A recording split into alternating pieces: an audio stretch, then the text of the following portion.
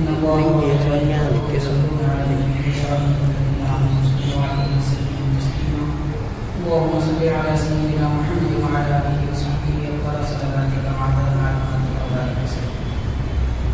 بسم الله الرحمن الرحيم. باب النسيم بالغريب يرغب في المسجد. عن ابي هريره عن النبي صلى الله عليه وسلم قال ان عفريتا من الجن تفلت علي البارحه فقال كلمه احبها ليقطع عليك السلام. معزز حاضرین محترم سامعین السلام علیکم ورحمۃ اللہ وبرکاتہ. صحیح بخاری شریف کی حدیث نمبر 461 کتاب الصلاۃ نماز کا بیان. امام بخاری رحمۃ اللہ علیہ نے عنوان بنایا کہ حضور پاک صلی اللہ علیہ وسلم کے زمانے میں کوئی قیدی یا کوئی شخص جس کو مسجد میں باندھ دیا جائے کیا ایسا ہو سکتا ہے یا کیا گیا ہے. اس کے بارے میں حضرت ابو ہریرہ رضی اللہ عنہ سے روایت ہے. نبی پاک صلی اللہ علیہ وسلم نے فرمایا کہ کل گزری ہوئی رات ایک بڑا جن میرے پاس آیا تھا اور آپ فرما رہے ہیں کہ میں مسجد میں نماز پڑھ رہا تھا اور وہ جن اس لیے آیا تھا تاکہ میری نماز میں خلل ڈالے اور نماز کو توڑ دے. نبی پاک صلی اللہ علیہ وسلم نے فرمایا اللہ تعالیٰ نے مجھے اس پر قدرت دی، طاقت دی، تو میں نے اس جن کو مسجد کے ستون سے باندھ دیا اور اگر میں چاہتا تو صبح تک اسے چھوڑ دیتا، باندھ کر رکھ دیتا. حتیٰ تصبحوا وتنظروا الیہ کلکم.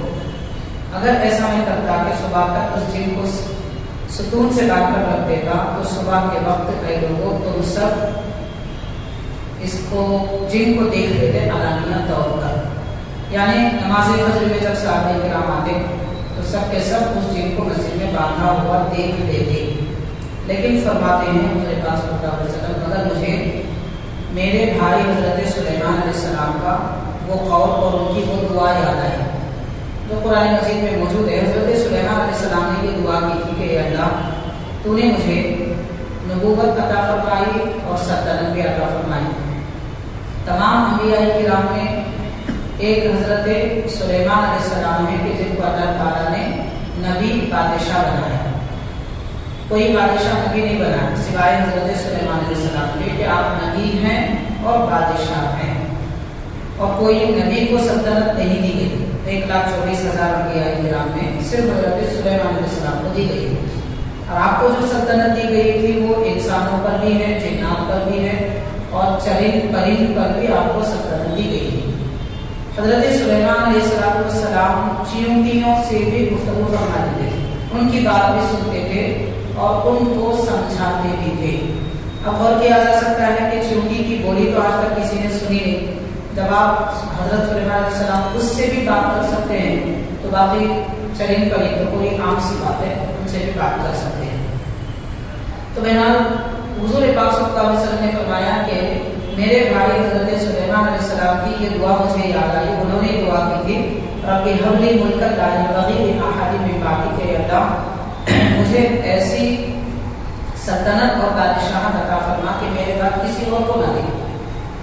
تو حبیب پاک صلی اللہ علیہ وسلم فرماتے ہیں کہ اللہ نے مجھے وہ سلطنت تو دی کہ میں انسانوں پر اور جنات پر بھی اپنی بادشاہت رکھتا ہوں، سلطنت رکھتا ہوں، اپنی طاقت رکھتا ہوں. لیکن حضرت سلیمان علیہ السلام کی دعا یاد آئی تو میں نے اس جن کو چھوڑ دیا صرف اس لیے تاکہ ان کی دعا مقبول ہے اور ان کو اللہ نے یہ طاقت دی ہے یہ لوگوں کو معلوم ہو جائے، اس لیے میں نے اپنا اختیار چھوڑ دیا. یہ حدیث پاک ہے صحیح بخاری شریف کی حدیث نمبر 461 ہے کتاب الصلاۃ میں. اس سے سب سے پہلی بات تو یہ معلوم ہوتی ہے کہ ہمارے آقا رحمۃ للعالمین صلی اللہ علیہ وسلم کو اللہ تعالیٰ نے جتنے نبیوں کو جو معجزے اور کمالات عطا فرمائے تھے حضور پاک صلی اللہ علیہ وسلم کو وہ تمام کمالات اور معجزے عطا فرمائے ہیں. دوسری بات یہ معلوم ہوتی ہے کہ نبی پاک صلی اللہ علیہ وسلم تمام کائنات کے لیے رسول نبی بنا کر بھیجے گئے، صرف انسانوں کے لیے نہیں. سرکار کے علاوہ جتنے نبی ہیں سب انسانوں کے رسول بن کر آئے تھے، اور وہ بھی خاص علاقے کے لیے، لیکن حضور اکرم رحمۃ للعالمین صلی اللہ علیہ وسلم صرف انسانوں کے لیے نہیں بلکہ تمام مخلوقات کے نبی رسول بنا کر بھیجے گئے۔ اور یہاں امام بخاری رحمۃ اللہ علیہ نے دراصل ایک فقہی مسئلہ یہاں پر بیان کرنا چاہا، وہ یہ ہے کہ ضرورت پڑنے پر مسجد کے ستون سے کسی قیدی کو باندھ کے بھی رکھا جا سکتا ہے۔ اب اس زمانے میں ابتدائی اسلام کا دور تھا، قیدیوں کے لیے کوئی قید خانے علیحدہ بنے ہوئے نہیں تھے اور انہیں ٹھہرانے رکھنے کے لیے کوئی اور مقام نہیں تھا، تو بعض اوقات مسجد کے صحن میں یا مسجد کے اندر جو ستون ہوا کرتے تھے ان ستونوں سے بھی قیدیوں کو باندھ کے رکھ دیا جاتا تھا۔ اگر وہ توبہ کر لیتے یا ایمان قبول کر لیتے یا پھر اگر معافی طلب کرتے یا کوئی فدیہ دینے پر راضی ہو جاتے تو انہیں چھوڑ دیا جاتا تھا۔ یہ مسئلہ یہاں پر بتایا جا رہا ہے۔ حضرت کرام ایک حدیث پاک ہے، یہ جن کو باندھنے کا ذکر تھا، ایک انسان کو بھی مسجد میں جو قیدی تھے باندھنے کا ذکر آیا ہے۔ چنانچہ وہ حدیث پاک میں حضرت ابو ہریرہ رضی اللہ عنہ سے روایت ہے، فرماتے ہیں کہ نبی پاک صلی اللہ علیہ وسلم نے نجد شہر کی طرف چند گھڑ سواروں کو بھیجا اور وہاں جا کر مسلمان ایک آدمی کو قید کر کے لائے جو قبیلہ ہے بنی حنیفہ کے تھے۔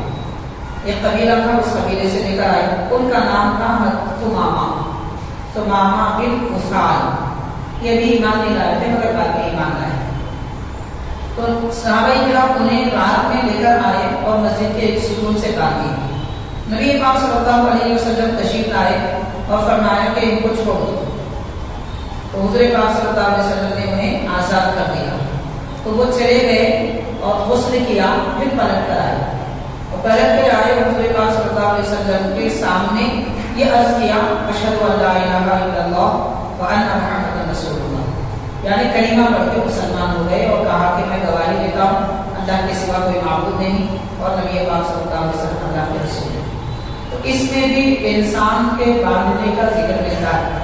امام بخاری رحمۃ اللہ علیہ یہ حدیث پاک لانے کا مقصد یہ حضرت کرام، مگر یہاں دوسری بات یہ معلوم ہوتی ہے کہ یہ حضرت ثمامہ جو رضی اللہ تعالیٰ عنہ سے ایمان لائے، ان کا یہ کہنا ہے، دوسری حدیث پاک میں آتا ہے، وہ بھی بخاری وغیرہ میں ہے کہ حضور پاک صلی اللہ علیہ وسلم پر ایمان لانے کے بعد انہوں نے عرض کیا کہ یا رسول اللہ، آپ کے آنے سے پہلے آپ سے زیادہ میرے دل میں کسی سے نفرت نہیں ہے، میں سب سے زیادہ آپ سے نفرت کرتا تھا، لیکن جب آپ تشریف لائے ہیں اور مجھ پر رحم کرم کا معاملہ کیا تو آپ کی مہربانیاں کرم فرمائیاں دیکھ کر میرا دل پگھل گیا اور مسلمان ہو گیا، اور اس وقت حضور آپ سے زیادہ میرے دل میں کسی اور سے محبت نہیں۔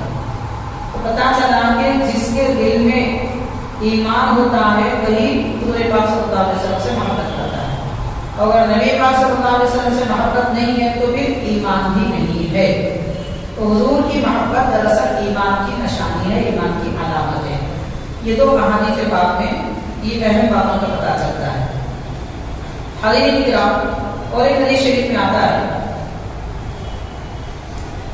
حضور نبی کریم صلی اللہ علیہ وسلم کے زوجہ مطہرہ ہیں حضرت زینب، تو آپ حضرت ام سلمہ رضی اللہ تعالیٰ عنہ سے روایت کرتی ہے کہ میں نے حضور پاک صلی اللہ علیہ وسلم سے جبکہ احرام کی حالت میں تھی، طواف کرنے کی ضرورت تھی، تو طواف کرنا تھا مجھے اور سامنے کچھ دوسرے لوگ تھے، یعنی کعبے کے قریب جا کر ہم طواف نہیں کر سکتے تھے، تو میں نے اپنے بیماری کی شکایت کی، یعنی کمزوری ایسی تھی کہ لوگوں کے ہجوم میں کعبے کا طواف نہیں کر سکتے تھے۔ تو پیارے آقا صلی اللہ علیہ وسلم نے ارشاد فرمایا، آپ اگر پیدل طواف نہیں کر سکتے، چل کر طواف نہیں کر سکتے، تو سواری پر سوار ہو جائیے اور سوار ہو کر بھی طواف کر سکتی ہیں۔ اور آپ فرماتی ہیں کہ میں طواف کعبہ کرتی رہی اور دیکھا کہ حضور پاک صلی اللہ علیہ وسلم کعبے کی دیوار کے بالکل قریب متصل بیٹھ کر حضور پاک صلی اللہ علیہ وسلم نماز ادا فرما رہے تھے، اور اس وقت آپ جو سورہ تلاوت فرماتے وہ سورہ طور تھا، والطور وکتاب مسطور، یہ سورہ تلاوت فرما رہے ہیں۔ حضرت کرام इस हदीस पाक से ये मालूम होता है कि काबे का तवाफ चाहे वो उम्रे का हो या हज का, पैदल करना ये जरूरी है। हाँ, अलबत्ता कोई माजूर है तो वो सवारी की हालत में भी कर सकते हैं। इस हदीस पाक की रोशनी में इस जदीद ज़माने में लोग जो व्हील चेयर पर तवाफ करते हैं, या वो ऑटोमेटिक होता है या फिर कोई उनको ढकेलते हैं या लेके चलते हैं, तो अगर कोई व्हील चेयर पर भी तवाफ करते हैं तो वो जायज़ है। ये हदीस पाक अगर हमारे सामने ना होती तो फिर उसकी इजाज़त भी ना होती। इससे इस बात का हमको अंदाजा हो सकता है कि खालिक कायनात हम पर कितना मेहरबान है। यानी हमारे सामने अगले ज़माने में जो हालात पेश आने वाले हैं, वो हालात के पेश नज़र रब तबारक व तआला ने पहले ही सहाबा किराम के ज़माने में ऐसे हालात बना दिए। कोई मरीज हो गए, कोई बीमार हो गए, मजबूर हो गए, तो उनको इजाज़त दी गई। उस इजाज़त को सामने रखते हुए अगरचे कि वो सवारी पर थे, वो जानदार सवारी थी। अब जो सवारी है वो बेजान सवारी है, तो सवारी जानदार हो या बेजान, हर सूरत में सवार होकर भी उज़्र की हालत में काबे का तवाफ कर सकते हैं। उसके बाद मज़ीद दोबारा इआदे की उसकी ज़रूरत नहीं होती। ये ऐसा ही है जैसा कि कोई खड़े न रह सके नमाज की हालत में, तो उसे बैठकर फर्ज और सुन्नत या वाजिब नमाज पढ़ने की इजाज़त दी गई है।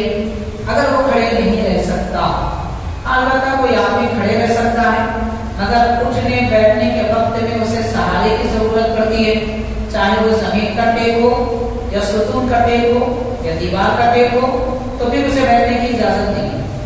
जो आदमी खड़े रह सकता है मगर रुकू सजदा करने के वक्त में सहारे की ज़रूरत पड़ती है, उसे बैठने की इजाज़त नहीं है।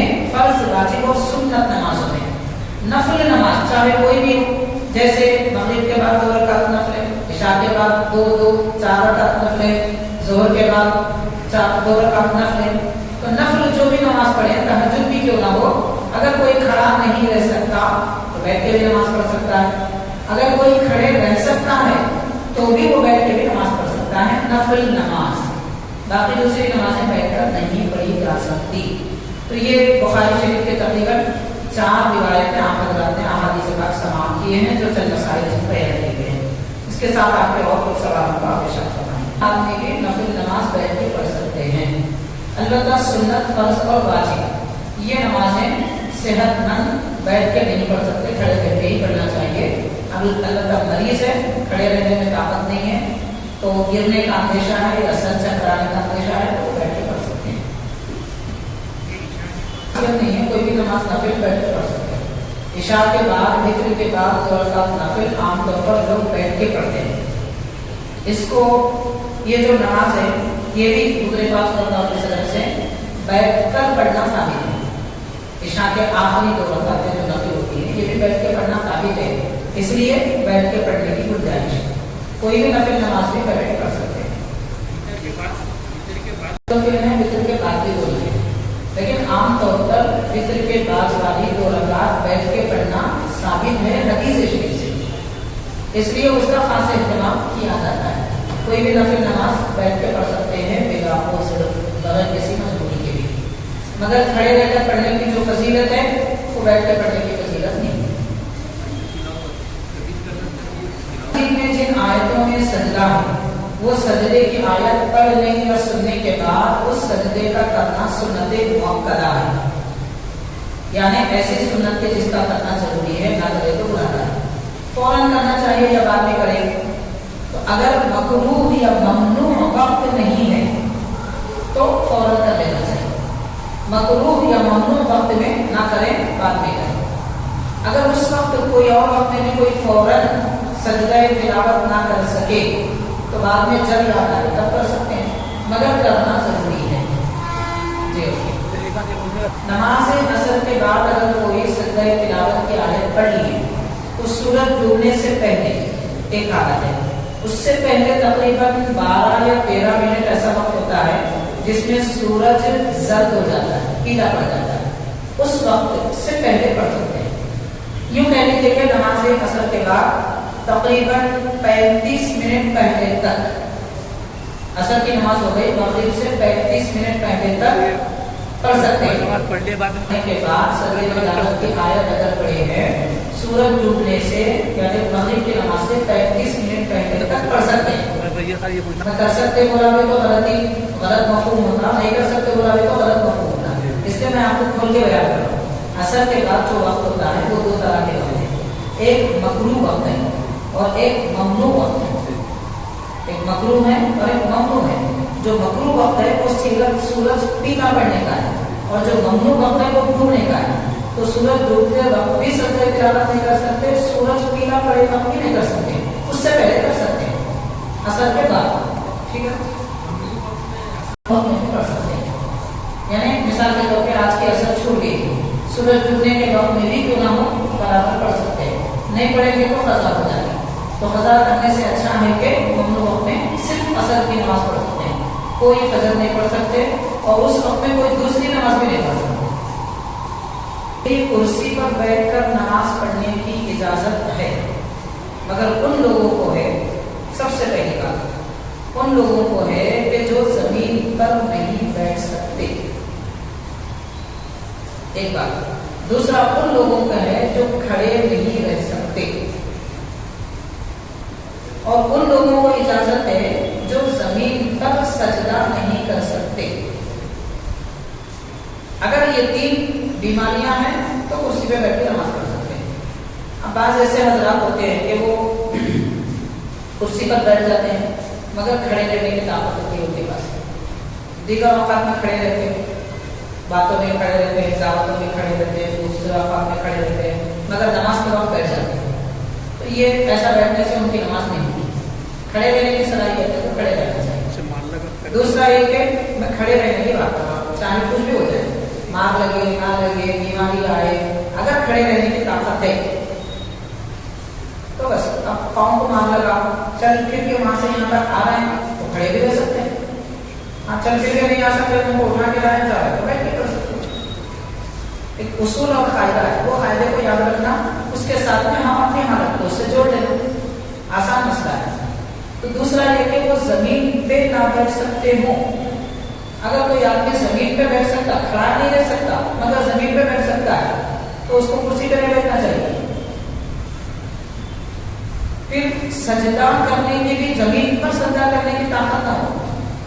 अब बात ऐसे हजरात होते हैं कि उनको कमर में दर्द रहता है, रुकू बाज़ औक़ात नहीं कर सकते मगर सजदा करने की ताकत रहती, तो सजदा करने की अगर सलाहियत है तो फिर वो कुर्सी पे नहीं बैठ सकते। तो बहरहाल ऐसे ही बस बिला वजह की कुर्सी पे बैठना ये बाज़ औक़ात नमाज होती है, बाज़ औक़ात हो जाती है मगर कबूल होती है। तो ये हालत है, इनको पेश नजर रखते हुए हम अपनी हालत के मुताबिक अमल कर सकते हैं, कुर्सी का अमल करना चाहिए। अब ये मसला ऐसा है, देखिए कि मान लीजिए किसी मस्जिद में एक सफ पूरी होती है और किस नमाज में होती है, आमतौर पर ज़ोहर असर मगरिब इशा ये ऐसी नमाजें हैं कि इसमें एक सफ पूरी आसानी से हो जाती है। फजर में आमतौर पर नहीं होती, ऐसा होता है, एक अंदाजे की बात नहीं कर रहा। उस एतबार से हम ये तय करें कि सफ कहाँ तक हो सकती है, उसके एतबार से सफ के आखिर में कुर्सी रखें, दरमियान में सफ में कुर्सी नहीं रखना चाहिए। हाँ, अगर हम अंदाजा कर लिए कि यहाँ से वहाँ तक एक 15 आदमी के लिए जगह छोड़ करके कुर्सी रख के नमाज पढ़ रहे हैं, बाकी हजरात वज़ू खाने में या वज़ू कर रहे हैं, हमको अंदाजा है कि उतने लोग आ जाएंगे तो उतनी जगह छोड़ के पढ़ लें। उसके बाद भी अगर लोग आ जाए तो वो बाजू फैल सकते हैं, उसमें कोई हर्ज नहीं। लेकिन ऐसा नहीं होना चाहिए कि इमाम के बिल्कुल पीछे या 2-3 आदमियों के पीछे कुर्सी रखें, इसमें सफ में इनखिता हो जाएगा, इससे पहले से रखना चाहिए। अगर यकीन है कि सब पूरी हो जाती है तो की बात बता सकते। देखिए, मदीने शरीफ जा रहे हैं या फिर मक्के शरीफ जा रहे हैं, पहली बार कहीं भी जा रहे हैं, अगर हम इबादत के लिए जा रहे हैं, हज या उम्रे के लिए, तो लोगों से माफ़ी तलब कर लेना चाहिए। वो इसलिए कि ताकि हम अल्लाह का हक अदा करने को जा रहे हैं तो बंदों का हक भी हम पूरा करते हैं, उनसे हम उनके मामले में हमारी कोताही हुई तो माफ़ी तलब करें। मान लीजिए कि अगर कोई माफ़ी मांग के भी नहीं गया तो उसका पूरा भी होगा, उसका हज भी हो जाएगा, उससे कोई मसला नहीं।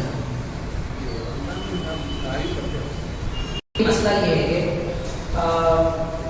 कि پچھلی صف میں کوئی ایک آدمی اگر کھڑا ہے اور اس کو یہ اندازہ ہے کہ کوئی دوسرا آ کے میرے ساتھ مل جائے گا تو وہ رکعت لا کے کھڑے ہو سکتے ہیں، کوئی حرج نہیں۔ یہ کب ہے؟ جبکہ پہلی صف پوری ہو چکی ہو۔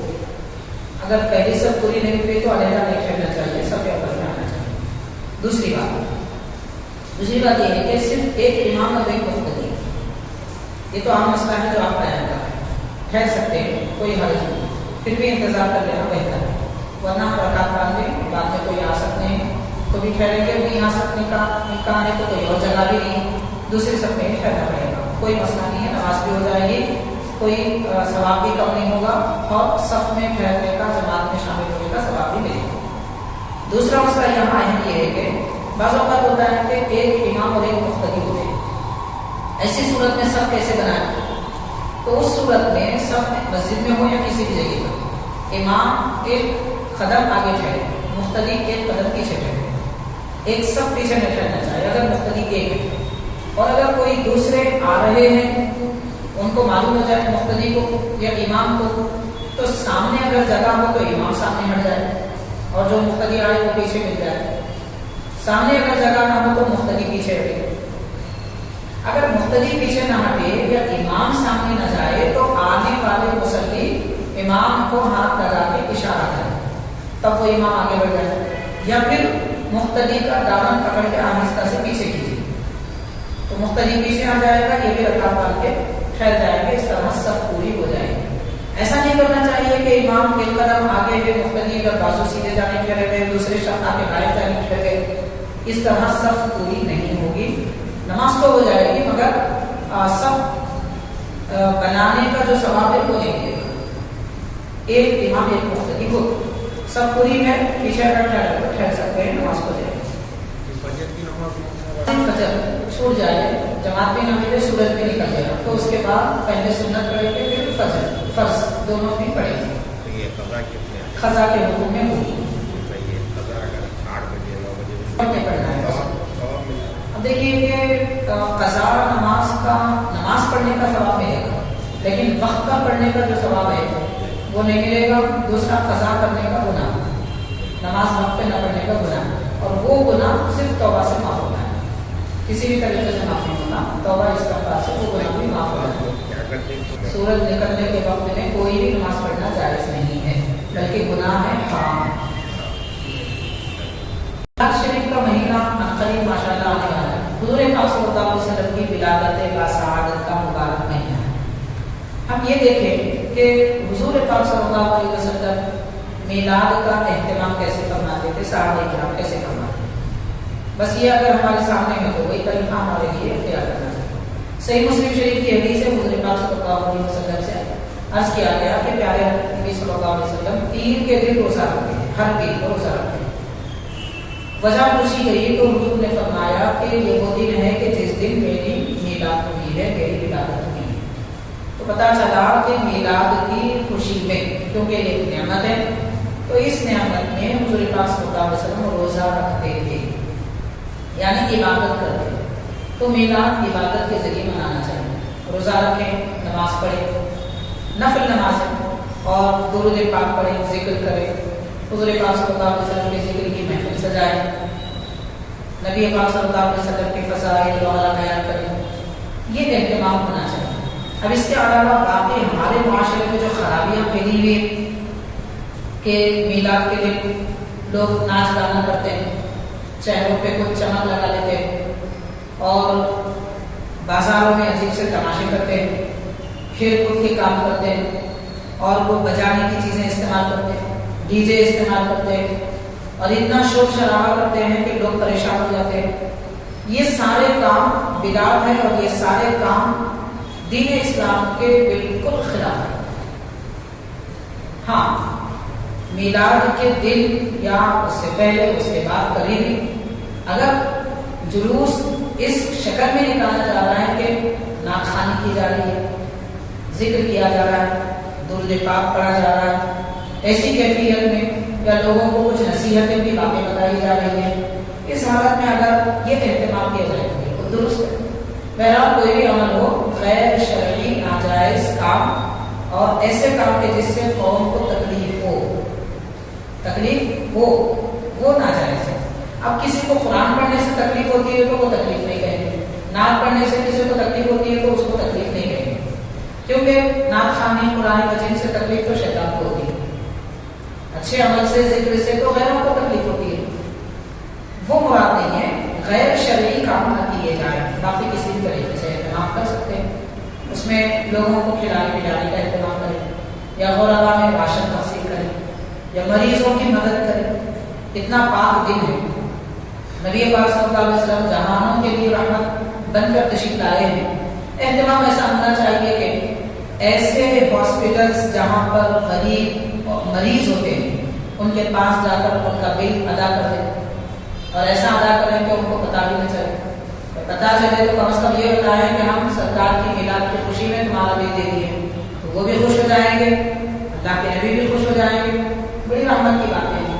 بہرحال خرچ بھی کریں تو ایسی جگہ کریں جس سے فائدہ ہو، بے فائدے کے کاموں میں بھی خرچ نہیں کرنا چاہیے۔ مثال کے طور پر اگر روشنی کے لیے 5 لائٹ کی ضرورت ہے، وہاں 25 لائٹ لگا دیے جائیں تو کرنٹ بھی زیادہ جلے گا، روشنی کی اتنی ضرورت بھی نہیں ہے۔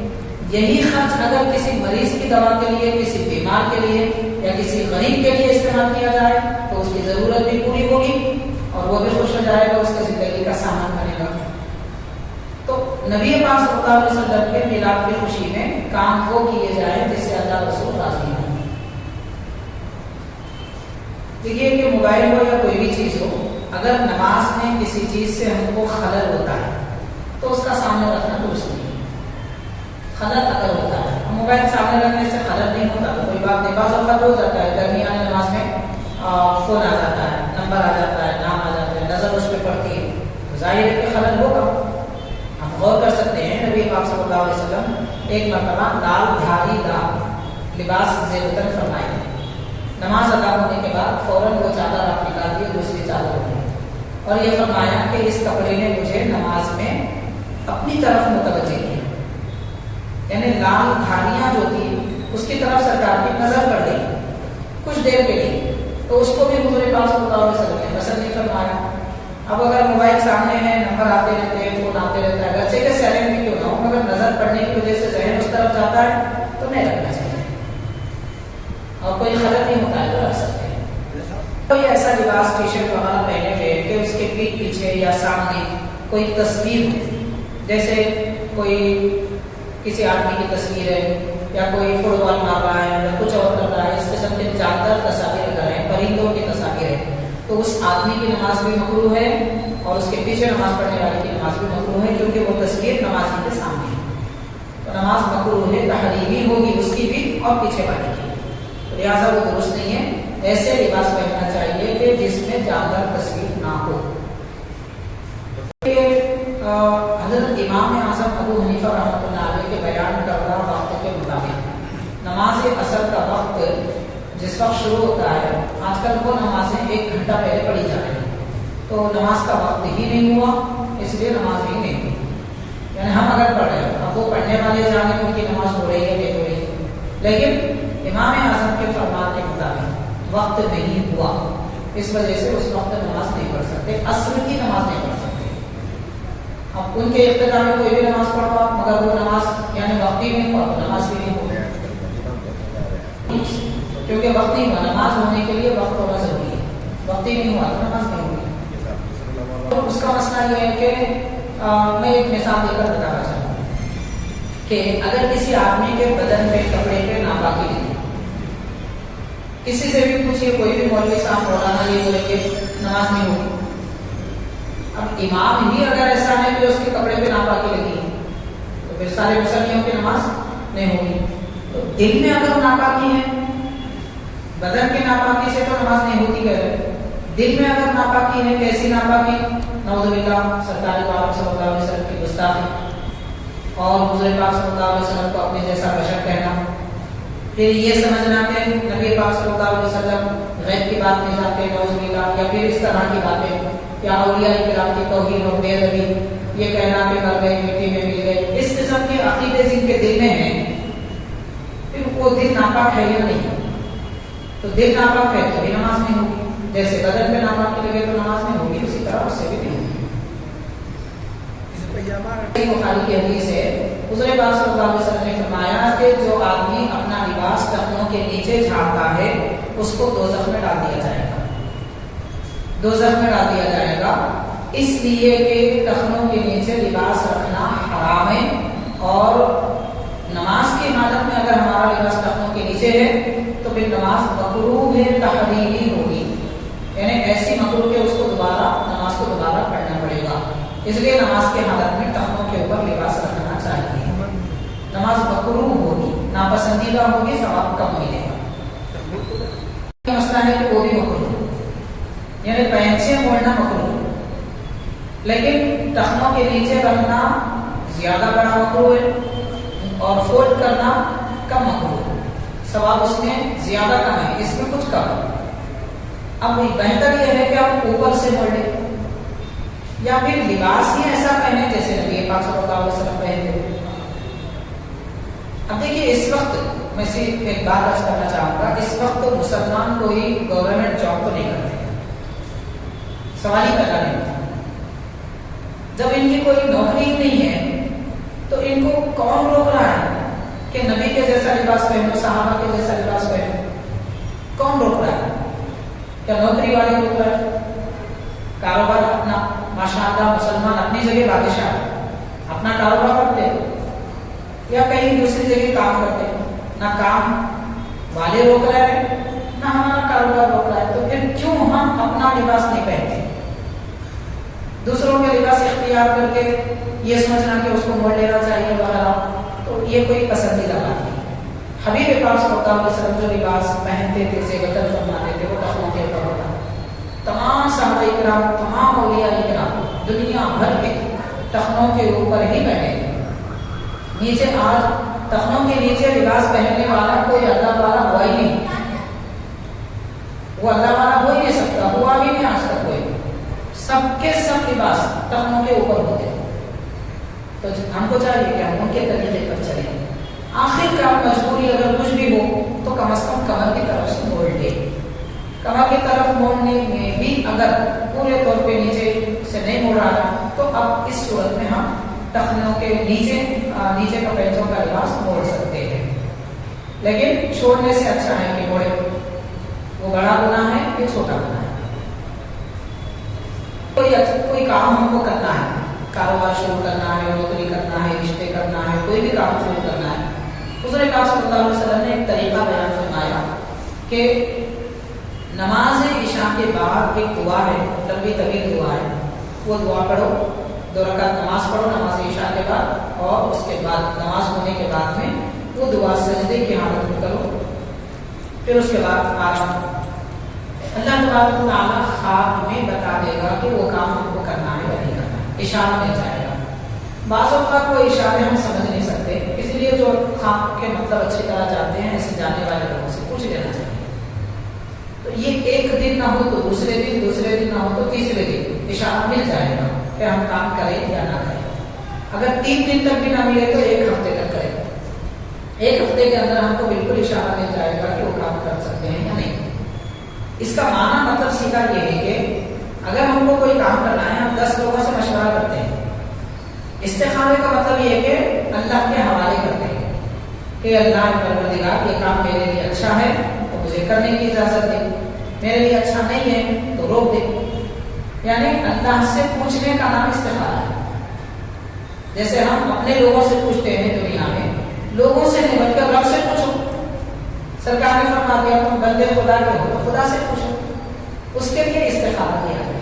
یہ طریقہ ہے استخارے کا۔ ایک دعا ہے ہمارے جامع نظام میں سے کتاب چھپی ہے مسائل کے اہل خدمات شرعیہ، اس میں یہ دعا اور استخارہ کی نماز سب طریقہ ہے، وہ دیکھ کے پڑھ سکتے ہیں۔ استخارہ کسی سے کروانا اس کا کوئی تصور نہیں ہے۔ عام طور پہ لوگ بولتے ہیں کہ مولوی صاحب آپ ہمارے بارے میں استخارہ کریں، آپ کا استخارہ ہم کیسے کریں؟ کام آپ کا ہے، استخارہ آپ کو کرنا ہے، تو ایک کا استخارہ کوئی دوسرا نہیں کر سکتا، اس کا تصور ہی نہیں ہے ایسا، مگر سنت کے مطابق اس کو استخارہ نہیں کہتے۔ استخارہ دراصل نماز پڑھنے کو کہتے ہیں، نماز پڑھ کے وہ دعا کرنے کو کہتے ہیں۔ اب لوگ کیا کرتے ہیں، ٹھیک ہے ہم کر لیں گے اور کوئی دعا وغیرہ پڑھ لیتے، کچھ کر کے بعد میں بولتے ہیں کہ یہ آپ کر لو یہ نہیں کر لو، کسی اور کو بولنے کا حق نہیں ہے استخارے کے بارے میں. وہ صرف اللہ تعالیٰ فرمائے گا اور ہم سے فرمائے گا کہ تم کرو نہ کرو، اور وہ خواب میں فرمائے گا. اس کا نام استخارہ اصل ہے. مگر حدیث پاک میں جو دعا ہے وہ علیحدہ ہے، طویل دعا ہے، 5-6 سطر کی دعا ہے. یا سیدنا محمد وعلی آلہ وصحبہ وبارک صلواتک وعلی معلوماتک وبارک وسلم. ربنا آتنا فی الدنیا حسنۃ وفی الآخرۃ حسنۃ وقنا عذاب النار. اللهم احفظنا من كل بلاء الدنيا وعذاب الآخرة. صلى الله تعالى